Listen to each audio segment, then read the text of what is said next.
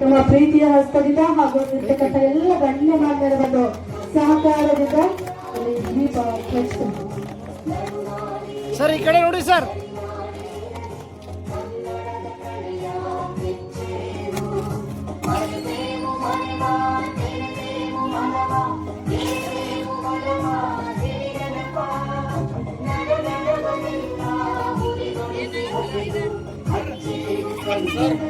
ವಿಶ್ವಕ್ಕೆ ಬೆಳಕನ್ನು ನೀಡತಕ್ಕಂತ 12ನೇ ಶತಮಾನದಲ್ಲಿ ವೈಚಾರಿಕ ಕ್ರಾಂತಿಯನ್ನ ನೀಡುವ ಮೂಲಕ ಇವತ್ತ ಜಗತ್ತಿಗೆ ವಿಶ್ವಗುರು ಅಂತಕ್ಕಂಥ ಒಂದು ಸಂದೇಶ ನೀಡತಕ್ಕಂಥ ವಿಶ್ವಗುರು ಬಸವಣ್ಣನವರ 12ನೇ ಶತಮಾನದಲ್ಲಿ ಅವರು ತಮ್ಮ ಒಂದು ನಾಯಕತ್ವದಲ್ಲಿ ಒಂದು ಶರಣರ ಕ್ರಾಂತಿಯನ್ನ ಮಾಡುವ ಮೂಲಕ ನೂರಾರು ಜನ ತುಳಿತಗೊಳಗಾದವರಿಗೆ ಮಹಿಳೆಯರಿಗೆ ಒಂದು ಗೌರವವನ್ನು ತಂದುಕೊಟ್ಟಂತ ಕೆಲಸವನ್ನ 12ನೇ ಶತಮಾನದಲ್ಲಿ ವಿಶ್ವಗುರು ಬಸವಣ್ಣನವರು ಮಾಡಿದ್ದಾರೆ. 16ನೇ ಶತಮಾನದಲ್ಲಿ ನಮ್ಮ ಸಂತ ಕವಿ ಕನಕದಾಸರು ಮತ್ತು ಪುರಂದರದಾಸರ ಒಂದು ನೇತೃತ್ವದಲ್ಲಿ ದಾಸ ಸಾಹಿತ್ಯದ ಕೀರ್ತನೆಗಳ ಮೂಲಕ ಹೊಸ ರೀತಿಯಲ್ಲಿ ಸಮಾಜವನ್ನ ಕಟ್ಟಲಿಕ್ಕೆ ಹೊರಟವರು. ಅಂತಹ ಮಹಾ ಕನಕದಾಸರು ಬಹುಮುಖ ಪ್ರತಿಭೆಯುಳ್ಳವರಾಗಿದ್ದರು. ಅವರು ಕೇವಲ ಒಬ್ಬ ಕವಿಯಾಗಿ ಒಬ್ಬ ದಂಡನಾಯಕರಾಗಿ ಇರಲಾರ್ದೇನೆ ಸಮಾಜಕ್ಕೆ ಒಂದು ಅದ್ಭುತವಾದಂತಹ ರೀತಿಯಲ್ಲಿ ಮೌಢ್ಯವನ್ನು ಹೊಡೆದೊಳಿಸುವ ನಿಟ್ಟಿನಲ್ಲಿ ಜಾತಿಗಳ ಮಧ್ಯೆ ದ್ವೇಷ ಇರ್ತಕ್ಕಂಥ ಸಂದರ್ಭದಲ್ಲಿ ಆ ಒಂದು ಜನರಿಗೆ ವೈಚಾರಿಕ ಕ್ರಾಂತಿ ನೀಡುವ ಮೂಲಕ ಇವತ್ತು ಸಮಾಜಕ್ಕೆ ಬೆಳಕಾಗಿದ್ದಾರೆ. ಸುಮಾರು 250 ದಾಸರಲ್ಲಿ ವಿಶೇಷವಾಗಿ ನಾವು ಇವತ್ತು ದಾಸ ಸಾಹಿತ್ಯದಲ್ಲಿ ಗುರುತಿಸಿದಂತಹ ಮಹತ್ವದ 2 ಹೆಸರುಗಳೆಂದರೆ ಕನಕದಾಸರು ಮತ್ತು ಪುರಂದರದಾಸರು. 538ನೇ ನಾವು ಕನಕ ಜಯಂತಿ ಆಚರಣೆ ನಾವು ಮಾಡಾಕತ್ತೀವಿ. ಕನಕದಾಸ ಇವತ್ತು ನಾವು ಜಯಂತಿ ನಾವು ಯಾಕೆ ಮಾಡಾಕತ್ತೀವಪ್ಪ ಅಂದ್ರ ಅವ್ರನ್ನು ನಮ್ಮ ಹಂಗ ಮನುಷ್ಯರಾಗಿ ತಾಯಿ ತಂದೆ ಉದರದಲ್ಲಿ ಜನಿಸಿ ಇವತ್ತು ಮಹಾತ್ಮರಾಗಿದಾರಪ್ಪ ಅಂದ್ರೆ ನಾವು ಮಹಾತ್ಮರಾಗ್ಲಿಕ್ಕೆ ಏನು ಸಾಧ್ಯವಾಗುವುದಿಲ್ಲ.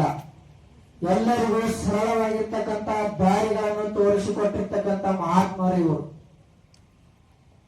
ತಂದೆ ಬೀರಪ್ಪ ತಾಯಿ ಬಚ್ಚಮ್ಮ ಪುಣ್ಯದ ಉದರದಲ್ಲಿ ಜನಿಸಿ ಇವತ್ತು ಭಕ್ತ ಕನಕದಾಸರು ಅವ್ರು ಹುಟ್ಟುತ್ತಲೇ ಕನಕದಾಸರಂತ ಹೆಸರು ಇರಂಗಿಲ್ರಿ. ಯಾವುದೇ ಮನುಷ್ಯವನ್ನು ಸಮಾಜದಾಗ ನಾವು ಹೆಂಗ ಗುರುತಿಸ್ಕೊಳ್ಬೇಕಪ್ಪ ಅಂತ ಕೇಳಿದ್ರ ನಾವು ಒಳ್ಳೆಯದು ಒಂದು ಭಕ್ತಿ ಮಾರ್ಗ ಸಮಾಜ ಸೇವೆಯನ್ನು ಮಾಡಿದಾಗ ಮಾತ್ರ ನಮ್ಮ ಸಮಾಜದಲ್ಲಿ ಕೀರ್ತಿ ಉಳಿತದ. ಬಂಧುಗಳೇ, ಈ ಸಮಾಜದಲ್ಲಿ ಕೀರ್ತಿ ಉಳಿತದ. ಹೆಂಗಪ್ಪ ಇವತ್ತ ಕನಕದಾಸವರು ಹುಟ್ಟುತ್ತಾನೆ ಅವ್ರದ್ದೇನಿತ್ತಪ್ಪ ಹೆಸರು ಅಂದ್ರೆ ತಿಮ್ಮಪ್ಪ ಅಂತ ಹೆಸರಿತ್ರಿ. ಅವ್ರಿಗೆ ತಿಮ್ಮಪ್ಪ ಅಂತ ಹೆಸರಿತ್ತು. ಅವರ ಶಕ್ತಿ ಶೌರ್ಯ ಧೈರ್ಯ ಭಕ್ತಿಯನ್ನು ಪಾಲನೆ ಮಾಡಿ ಇವತ್ತು ಕನಕದಾಸ ಅಂತ ಹೆಸರು ಬಂದದ್ದು. ಇವತ್ತು ಕನಕದಾಸ ಅಂತ ಹೆಸರು ಬಂಧುಗಳೇ ಇವತ್ತೇನದಂದ್ರ ಒಂದು ಬಂಗಾರದ ಚರಿಗಿನ ಸಿಕ್ಕರು ಕೂಡ ಅವ್ರದ್ರಲ್ಲಿ ಒಂದು ಎಳ್ಳಿನ ಮನೆಯಷ್ಟು ಪಡಲಾರ್ದೇನೆ ಅದು ಯಾರಿಗೆ ಅವಶ್ಯಕತೆ ಅದ ಅಂತಕ್ಕಂತ ನೀಡಿರ್ತಕ್ಕಂತ ದಾನಿ ದೊಡ್ಡವರು ಅಂತೇಳಿ ನಾವು ಹೇಳ್ಬೋದು. ಹಂಗಾಗಿ ಏನದಂದ್ರ ಅಂತ ಒಬ್ಬ ಮಹಾನ್ ವ್ಯಕ್ತಿಯ ಜಯಂತಿಯನ್ನ ನಾವು ಯಾವಾಗಲೂ ಪ್ರತಿ ವರ್ಷ ಇಷ್ಟೇ ಸಂತಸ ಸಂಭ್ರಮ ಸಡಗರದಿಂದ ಮಾಡ್ತೀವಿ. ಈಗ ನಮ್ಮಲ್ಲಿ ಏನದ ಅಂದ್ರೆ ನಮ್ಮ ಕಚೇರಿಯಲ್ಲಿ ವರ್ಷದಲ್ಲಿ 3 ಕಾರ್ಯಕ್ರಮಗಳನ್ನು ಮಾಡ್ತೀವಿ ನಾವು. ಈಗ ಗಾಡಿ ಏನದ ಅಂದ್ರ ಸರ್ವಿಸಿಂಗ್ ನಾವು ತಿಂಗಳ ಕೊಡಲೇವ್ರಿ. ಯಾಕ 3 ತಿಂಗಳು 6 ತಿಂಗಳು ಕೊಡ್ತೀವಲ್ಲ ಹಂಗ ನಮ್ಗೇನಂದ್ರೆ ನಮ್ಮ ಇಲಾಖೆದಾಗ ನಾವು ಡಾಕ್ಟರ್ ಬಾಬಾ ಸಾಹೇಬ್ ಅಂಬೇಡ್ಕರ್ ಅವರ ಜಯಂತಿ, ವಿಶ್ವಗುರು ಬಸವಣ್ಣನವರ ಜಯಂತಿ ಮತ್ತೆ ಕನಕದಾಸರವರ ಜಯಂತಿಯನ್ನ ನಾವು ಸೇಮ್ ಇದೇ ಒಂದು ಉತ್ಸಾಹದಿಂದ ಮಾಡ್ತೀವಿ. ಎಲ್ಲರೂ ಕೂಡ ಇಷ್ಟೇ ಉತ್ಸಾಹ. ನನಗೆ ತಿಳಿದ ಪ್ರಕಾರ ಈ ಸ್ಟೇಜು ಮ್ಯಾಲಿರೋರು ಕೆಳಗಿರೋರು ಟೆಂಟ್ ಸುದ್ದಕ್ಕೆ ಅದೇ ಇರ್ತದೆ. ಮತ್ ನಮ್ಮ ಅಡಿಗೆ ಕೂಡ ಅದೇ ಇರ್ತದ.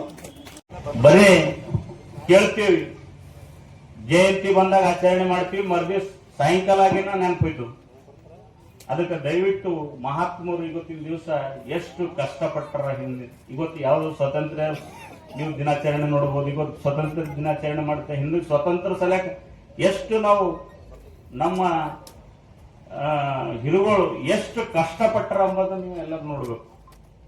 ಇವತ್ತು ಇದೇ ನಾವು ಪ್ರತಿ ದಿವಸ ನಾವು ಕೆಲಸದಾಗ ಪ್ರತಿಯೊಂದು ಕ್ಷಣದಾಗ ಅವ್ರವ್ರು ಏನ್ ತತ್ವ ಸಿದ್ಧಾಂತವ ಆ ತತ್ವ ಸಿದ್ಧಾಂತ ನಮ್ಮ ಜೀವನದಾಗ ನಾವು ಅಳಸ್ಕೊಂಡ್ರೆ ಮಾತ್ರ ನಮ್ಮ ಜೀವನ ಸಾರ್ಥಕ ಆಯ್ತು ಅಂತೇಳಿ ನಾ ಹೇಳ ಬಯಸ್ತೀನಿ.